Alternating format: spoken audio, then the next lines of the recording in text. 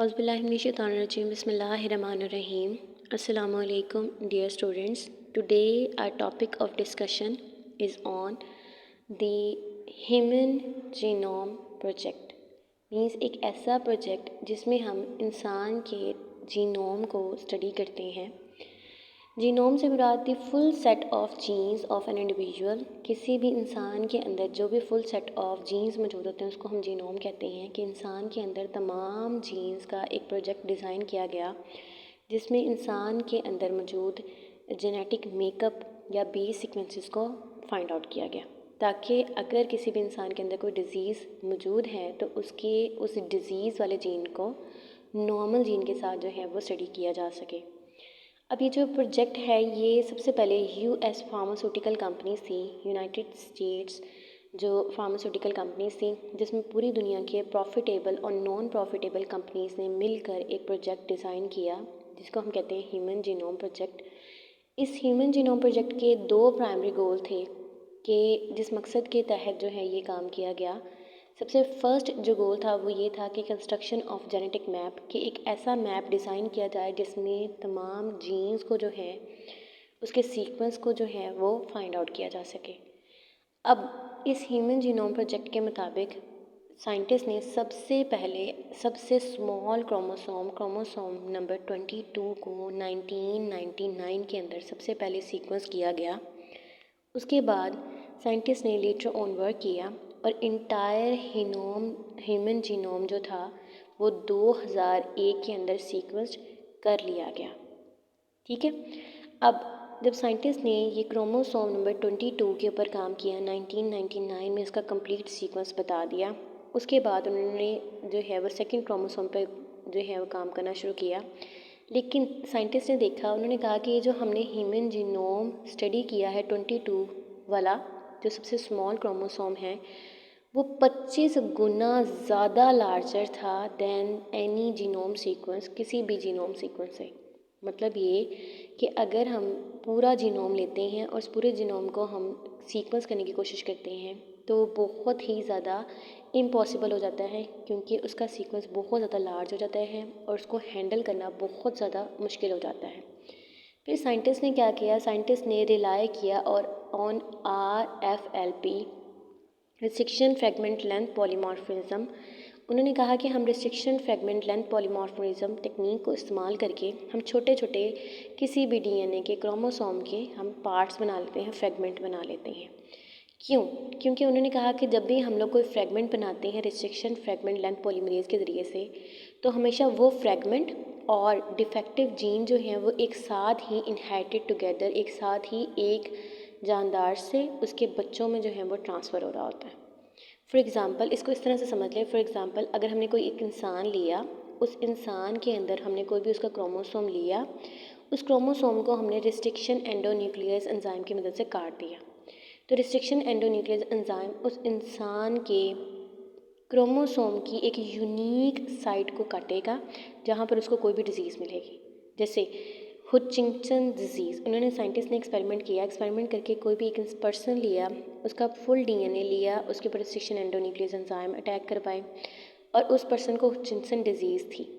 अब साइंटिस्ट ने देखा कि रिस्ट्रिक्शन एंडोन्यूक्लियस एंजाइम क्या करते हैं, वो मूव करते जाते हैं और मूव करते करते जहाँ पर उसको हुचिंगटन डिज़ीज़ वाले जीन्स मिलते हैं वहाँ से वो काट देते हैं। ठीक है, ये इसका थोड़ा सा जो है वो ड्रॉबैक निकला। नेक्स्ट उन्होंने क्या किया, उन्होंने ह्यूमन जीनोम प्रोजेक्ट का मेन गोल ये था कि construction of a base sequence map, कि बेस सीक्वेंस के जो है वो एक मैप बना लिया जाए, इस ताकि हम किसी भी इंसान का आसानी के साथ बेस के सीक्वेंस को फाइंड आउट कर सकें। इस तरह से हम पता लगा लेंगे किसी इंसान में कौन से नॉर्मल जीन्स किस सीक्वेंस में मौजूद हैं और कौन से जो है वो डिज़ीज़ वाले जीन किस सीक्वेंस में मौजूद हैं। अब उन्होंने देखा कि अगर हम ह्यूमन जीनोम की बात करते हैं, इंसान के अंदर तमाम वो जो जीन्स का सेट है वो 3 बिलियन बेस पेयर्स पर मुश्तमिल है। मतलब अगर हम 3 बिलियन बेस पेयर को ह्यूमन जीनोम को अगर हम सीक्वेंस करना चाहते हैं तो उसके लिए तकरीबन 200 इंसाइक्लोपीडिया की मोटी मोटी किताबें जो हैं वो बन सकती हैं, और उन्होंने बनाई भी। और हर ये जो 200 बुक्स हैं उसमें से एक एक बुक के अंदर हज़ार पेजेस मौजूद थे। फिर जाके तमाम ये जो 3 बिलियन बेस पेयर का सीक्वेंस का डाटा था वो ऑक्यूपाई किया और वो सक्सेसफुल भी रहे।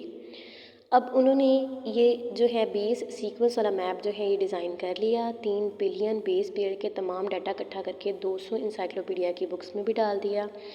और इस तरह से इन्होंने हमें बताया कि हम ये बेस सीक्वेंस इस्तेमाल कर सकते हैं नॉर्मल कोई भी जीन को डिटेक्ट करने के लिए या किसी भी इंसान के अंदर डिफेक्टिव जीन्स को डिटेक्ट करने के लिए। कैसे कि हमें बताया कि नॉर्मल बेस सीक्वेंस जो होगा वो किस तरह का होगा। हम किसी भी पर्सन का जीन लेंगे, उसके साथ मैच करेंगे, अगर वो नॉर्मल बेस सीक्वेंस का होगा तो हम कहेंगे नॉर्मल जीन्स है, और अगर वो उसके अंदर कोई म्यूटेशन नज़र आ रही होगी या डिस्प्लेसमेंट ऑफ बेस नज़र आ रही होगी तो हम कहेंगे वो म्यूटेटेड है या डिफेक्टिव जीन्स है। Methodology used in the human genome project कौन सी मेथडोलॉजी जो है वो यूज़ की गई ह्यूमन जीनोम प्रोजेक्ट में? उन्होंने सबसे पहले जीनोम लिया। जीनोम क्या मतलब है? जीनोम कोई भी मतलब किसी भी इंडिविजुअल का डीएनए के का क्रोमोसोम ले लिया, उसके जीन्स को उन्होंने कैसे स्टडी किया कि उसके डीएनए को उन्होंने पीसेस बना लिए और हर पीसेस हर फ्रेगमेंट जो था उस पे लाजमी तौर पे 1000 से 2000 बेस पेयर्स मौजूद थे। अब उन्होंने वो डीएनए जिसके पीस बनाए हैं छोटे छोटे, उन पीसेस को उन्होंने पीसीआर से गुजारा है, पॉलीमरेज चेन रिएक्शन से गुजारा है। और पॉलीमरेज चेन रिएक्शन ने क्या किया है, उस छोटे छोटे फ्रेगमेंट की मल्टीपल कॉपीज़ बना दी हैं, बहुत सारी कॉपीज़ बना दी हैं। ये मेथड आपको जो है प्रीवियस लेक्चर में मिल जाएगा पीसीआर का।